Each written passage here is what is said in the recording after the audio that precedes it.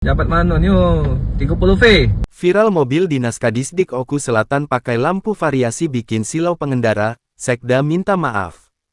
Viral di sosial media mobil dinas bernomor polisi BG30V milik Kepala Dinas Pendidikan Kadisdik Oku Selatan, Sumsel yang menggunakan lampu variasi hingga menyilaukan mata pengendara di belakangnya. Pengendara lain merasa terganggu dengan penggunaan lampu variasi oleh mobil dinas tersebut. Viralnya video itu berujung dengan penyampaian maaf yang disampaikan Sekretaris Daerah Sekda Oku Selatan M. Rahmatullah SSTP MM meminta maaf.